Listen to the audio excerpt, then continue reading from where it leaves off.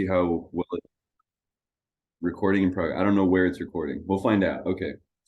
So, what's up, guys? This is just going to be a very quick, I guess, like intro. I didn't really prepare any material because I just wanted to like say hi, what's going on here. So, Rabbi Elia had a genius idea, and I have to give him credit for this idea because I wish I could take credit, but I can't. So basically, he thinks it would be a good idea to have some kind of I don't know how to say it, just like some kind of something available for non-Jewish people because he does have non-Jews, Noachides, people who are interested in converting, not interested in converting, wanting to study. And as you know, maybe you don't, maybe you do. Oh, Sarah, Shalom Aleichem, Sarah. Um, so I was just explaining, like, as you know, like there's certain things that non-Jews are not allowed to learn. So it's always kind of like, if a non-Jew wants to come into the class, how do we respond to that? And I being a convert, a prospective convert in the process, I can speak to that because that was me. Like that was literally me, like not too long ago. So I just want to be available for anyone who is just not sure. You know what I mean? It's easy for Jews to just slide into these things, but it's really not so easy for non-Jews. And unfortunately, there's a lot of schmutz out there. You can Google anything about Judaism, and you're getting like Yeshki this or whatever, and it's just like no, we're gonna just keep it kosher over here. Nothing scary. So yeah, that's pretty much my intention. And so, like I said in the message, if you have non-Jewish friends, non-Jewish family who are interested in learning, even if they're not interested in converting, this would be the spot for them.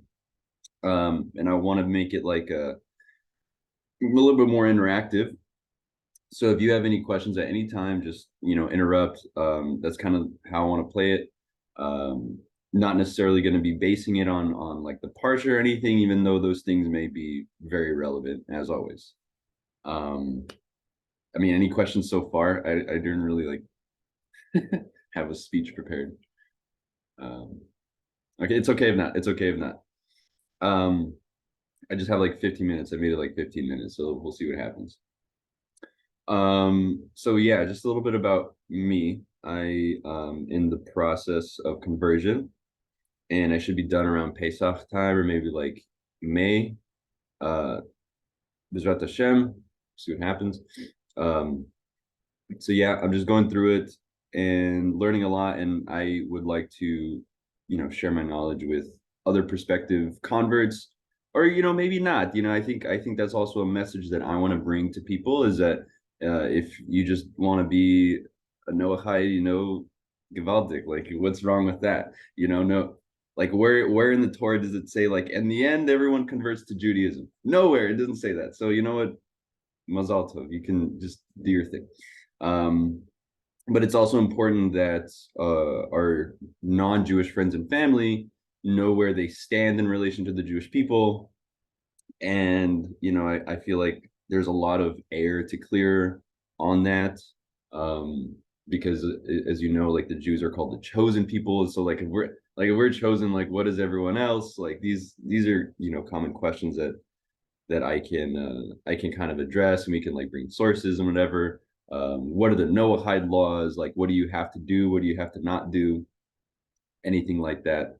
So I mean, I'm looking around, and no one here is not Jewish. So it's like, uh, that's actually Ari, if I could, that's not the case for me. I am not Jewish, and I've had this conversation with Rabbi Elia about what classes would be appropriate for me to attend and what not to.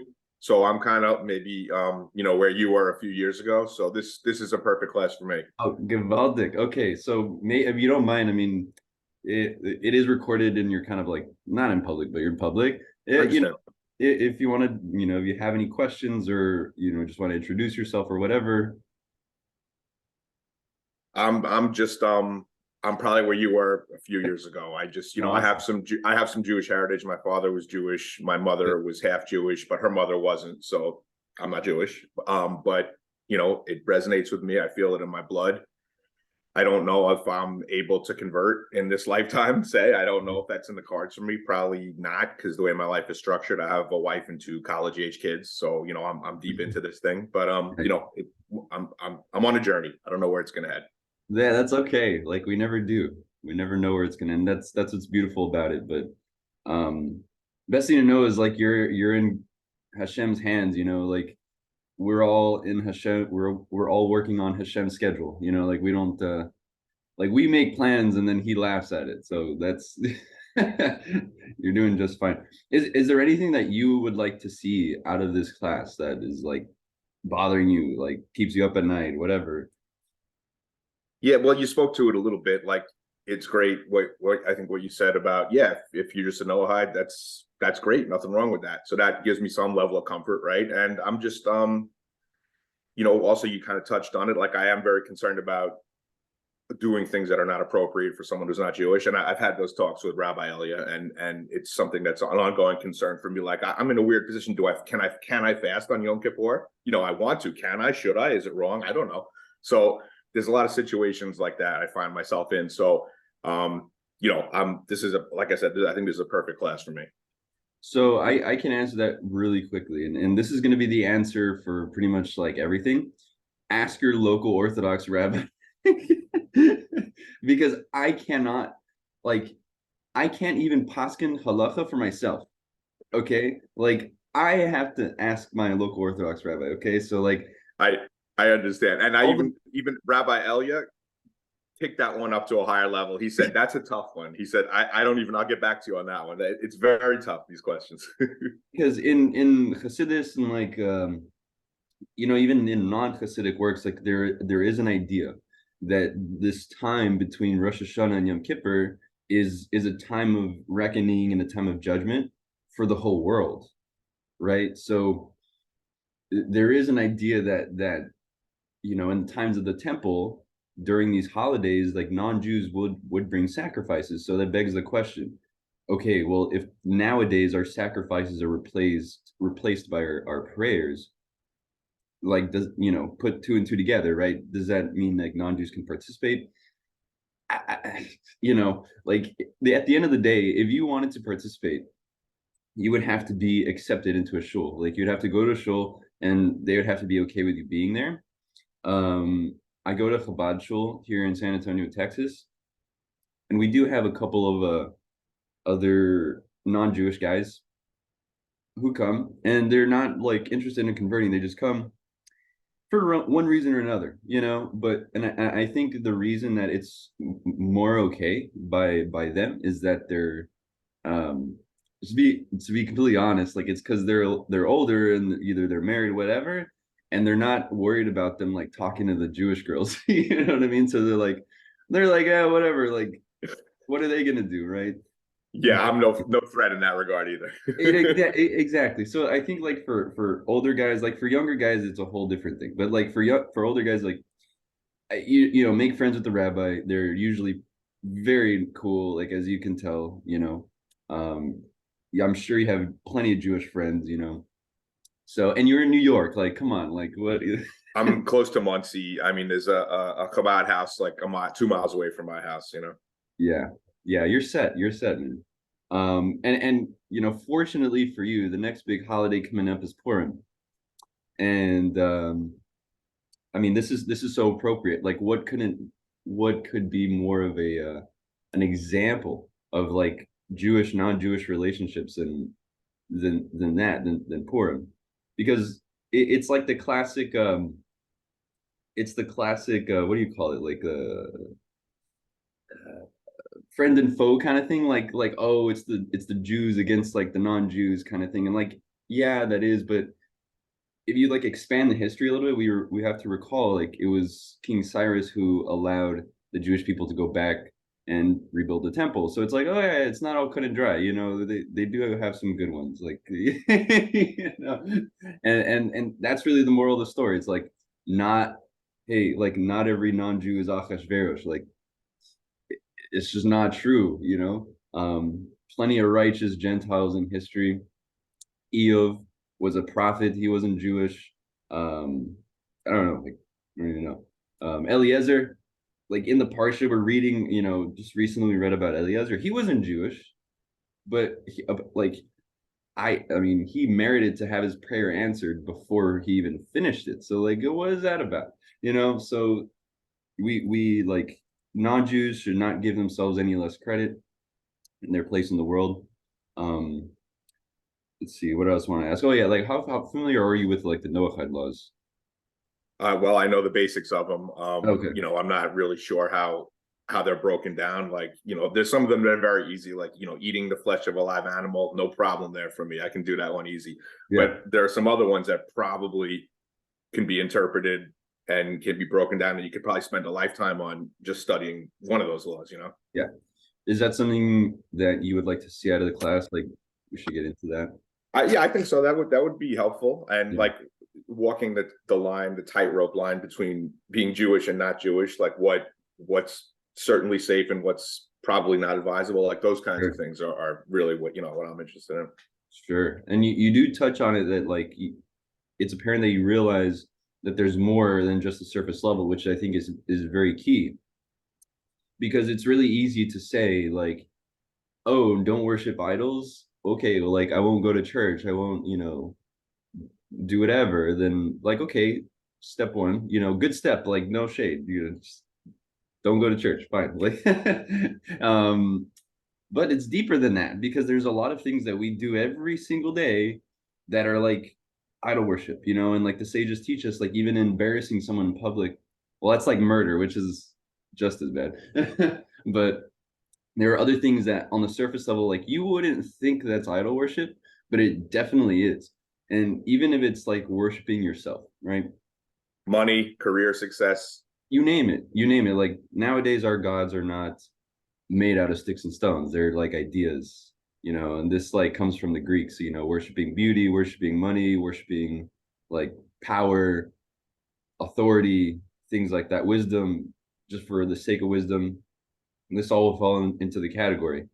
And it's interesting that you bring this up because it does connect a little bit with the Parsha because Lavan, Lavan is chasing after Yaakov, right? And he's trying to get his family back, right? But one of the things that he brings up is that like, oh, you stole my like idols, like you stole my little. I mean, are you familiar? Yeah. So you stole my idols, and like, it really like, did he do that whole thing and like chase him down for 3 days for some little tchotchkes? Like, no, like that's not it. And I think like just for me, like this, I'm not bringing this from anywhere. This is like what it makes me think of is that Lovin is one of those guys that just exemplifies Avodah Zarah. Like he is the biggest Avodah Zarahnik of all time. Like, even Itro, Itro like was a big Avodah Zarnik, but he converted. Okay, like he did tshuva, he made right with God, fine. But Lava, no, like he dug his feet in the sand and he like wanted to worship his idol. Like he did not care, and the biggest idol that he worshipped was himself. Like it's so clear because he doesn't care about anything from start to finish. He's deceiving Yaakov. He's like using his daughters as like pawns in his little game. Like manipulating that, like, sheesh. And like these are things that again, like we can see happen every day. Like how do we like do that to other people that we love and care about? Like how are we like manipulating them, or like we're not considering what they're doing? These are all things. So yeah, I mean, we're kind of running out of time here, but the floor is open if you want to like interrupt or ask or talk about anything.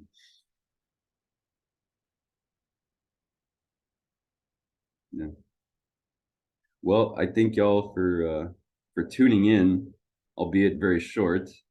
Um, yeah, hopefully, next week it'll be a little bit. We can start off on, I think, I think a good thing to do to just to like get a structure would be to go through each Noahide law, because that'd make it really easy. So next week, Bezrat Hashem, we'll talk about I don't know, Avodah Zarah and different things like that.